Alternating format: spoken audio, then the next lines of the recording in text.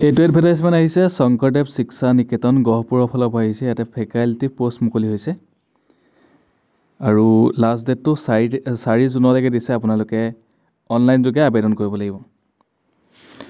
গহপুৰৰ ফালৰ পৰা আহিছে আৰু পোষ্টটোৰ নাম হৈছে ইয়াতে botany faculty for NEET coaching আৰু দৰমহাটো হৈছে 45,000কে পাব আৰু কোৱালিফিকেশ্যন বিচাৰিছে MSc ইন বটানী।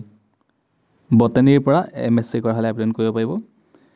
এক্সপিৰিয়েঞ্চটো ইয়াতে উল্লেখ কৰা আছে, candidate must have experience of 7 years and above.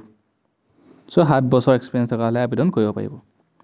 Application fees দিব নালাগে আৰু আপোনালোকে আবেদন কৰিবলৈ হ'লে আপোনালোকে ইমেইলত আপোনালোকৰ CV-খন বায়'ডাটাখন ইমেইল যোগে পঠাব লাগিব।